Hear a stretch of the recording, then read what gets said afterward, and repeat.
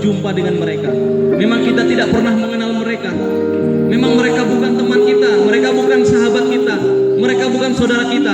Bahkan kita dipisahkan oleh jarak yang begitu jauh, ribuan kilo, terpisah oleh samudra yang begitu luas.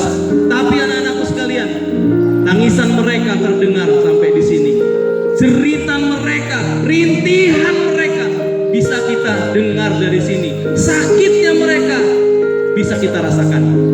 Kenapa demikian? Karena anak-anakku sekalian, meskipun kita tidak mengenal mereka, tapi kita diikat oleh Allah dengan irtibatul aqidi, diikat oleh Allah dengan ikatan akidah, ikatan keimanan, yang meskipun kita tidak saling mengenal, tapi kita saling terpaut, hati kita saling menyayangi dan hati kita saling mencintai. Oleh karenanya anak-anakku sekalian, hari ini kita berkumpul untuk berbagi dengan mereka. Berapapun yang nanti kalian titipkan melalui kami, insya Allah akan kita salurkan untuk mereka. Besar dan kecilnya yang kalian titipkan melalui lembaga kami, insya Allah bisa menyelamatkan ribuan nyawa anak-anak Gaza. Besar dan kecilnya yang kalian berikan dan kalian titipkan melalui kami, insya Allah bisa membuat anak-anak Gaza tersenyum. Siap membantu mereka? Siap membantu mereka? Siap? Siap? Berikan yang terbaik untuk saudara-saudara kita di Palestina. Berikan yang terbaik, berikan sedekah terbaik. Silakan dikurilingkan. Nah, dikurilingkan itu apa bahasa Indonesianya? Dikurilingkan apa bahasa Indonesianya? Ya, pokoknya silakan dikurilingkan sunduknya dan kalian sisihkan sebagian rizki yang Allah berikan kepada orang tua kalian untuk sedikit membantu saudara-saudara kita di Gaza, Palestina. Sekali lagi, besar kecil yang kalian berikan, insya Allah akan banyak membantu mereka, sangat berharga untuk mereka. Akan membuat anak-anak Palestina tersenyum, akan menyelamatkan ribuan nyawa para wanita dan orang tua di sana. Anak-anakku sekalian, berikanlah yang terbaik untuk Palestina. Baginda Nabi ketika ditanya, "Ya Rasulullah, aftina fi Baitul Maqdis." Ya Rasulullah, berilah aku fatwa tentang Baitul Maqdis. Maka kata baginda Nabi, "Utuha wa sallu fiha, fa inna sholata fihi bi alfi sholat." Apa kewajiban kita sebagai seorang muslim terhadap Baitul Maqdis? Utuha wa sallu fiha. Kalian datang ke sana, lalu kalian sholatlah di sana. Karena sholat di Baitul Maqdis, sholat di Masjidil Aqsa bi alfi sholat, seperti 1000 kali sholat. Kalau kalian sholat di sini 2 rakaat, maka sholat di Baitul Maqdis Allah lipat gandakan 1000 kali lipat. Anak-anakku sekalian, sebagai penutup, kalau masjid berkubah kuning itu bukan Masjid Al-Aqsa, tapi itu Masjid Qubatus Safra. Lalu Masjid Al-Aqsa itu yang mana? Ya, yang mana Masjid Al-Aqsa?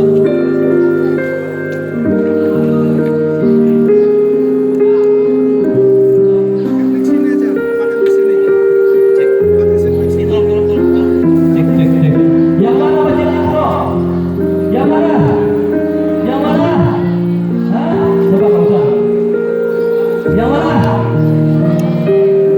Itu? Yang abu? Yang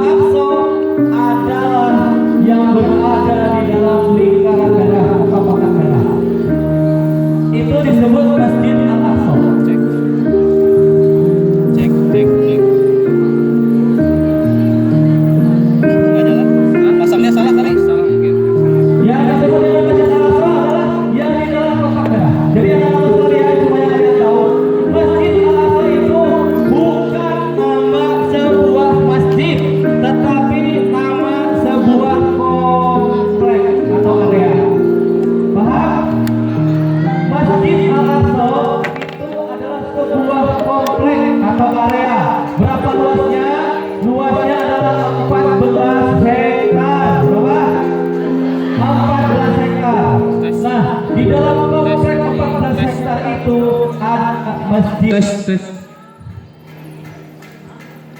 Di dalam komplek itu ada masjid berkubah kuning, namanya Masjid Qubatus Sofroh.